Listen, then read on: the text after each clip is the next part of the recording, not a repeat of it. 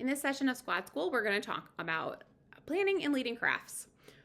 There is no set number of crafts that we expect through the year. We generally recommend one craft per semester.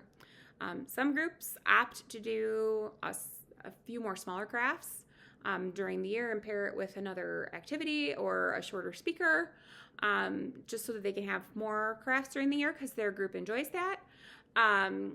Other groups have fewer crafts so that they can do something a little bit bigger and more substantial, and they have that craft be the whole meeting. Just be mindful of balance and remember that not everybody loves crafts as you think about planning the number of crafts for your year. It's also a really great idea to plan a backup craft. Just right at the beginning of the year, plan something, get all the supplies, have the directions ready to go, the whole thing just ready. And that gives you a really great backup meeting in case you have a last minute speaker cancellation, somebody gets sick. There are a lot of reasons that you need just a meeting in a pinch. So doing that and having that on hand is a really great way to just be ready for anything. When you're choosing your craft, you can choose whatever type of craft makes sense for your group that your Mom Squad feels will go over well.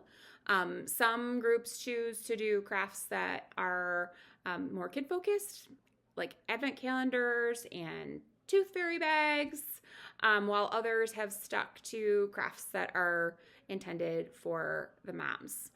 Whatever you choose to do, that craft should be pretty simple. So that women of all abilities are able to complete it. Remember, not everybody likes a craft or is good at crafts, so just be mindful of that. Once you determine what you're going to do, you should create a list of materials that you need, check your storage area and see if there are things that are there that are already available. You can even kind of scope out if there's supplies in the other groups at your location and see if maybe they have some things that you might be able to use if they are done with them. And then you will need to go and shop for the remaining materials that you don't have. When you're shopping for materials, just make sure that you're keeping all of your receipts. Your budget mom will go through the process of how to turn those receipts in to get reimbursed through Faith Church. But anything that you are purchasing for crafts or your group in general, you will be turning all of those receipts in, and Faith Church will be paying you back for those expenses.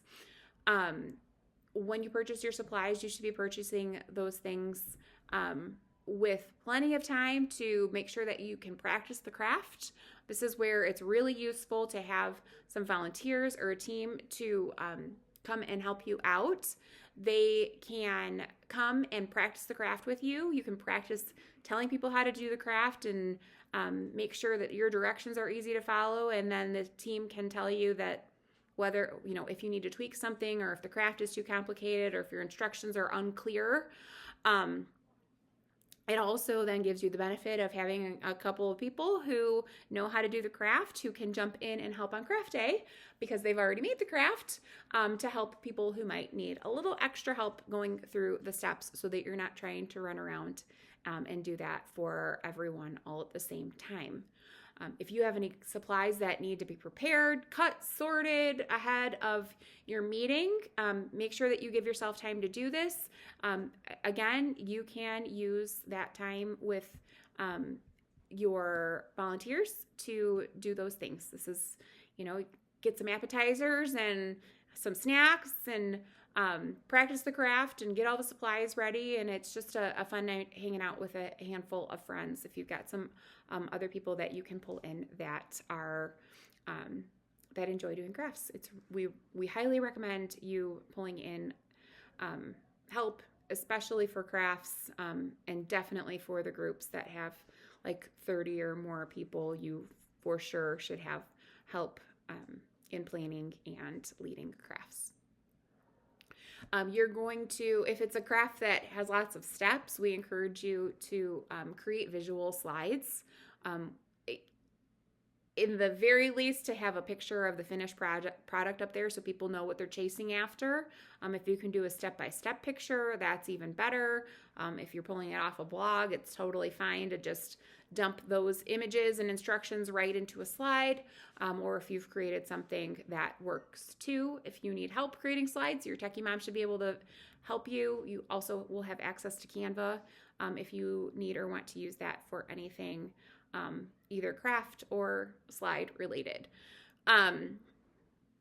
But those step-by-step instructions and having videos or slides are very helpful in keeping everyone moving forward, even if some people have fallen behind. That way, if you've got somebody who's stuck, you can go and help the person who's stuck, but then you can still advance the slides and everybody else can keep moving. So that the whole group isn't waiting for that one person. If you are creating slides, just make sure that you're communicating with your Techie Mom or whoever is doing the slides at your meeting to determine when they want those slides by so that they have time to incorporate those slides into the meeting. Not everybody appreciates getting them the day of the meeting. Some people do, but just be mindful of when that person might want the slides so that they can get them incorporated in.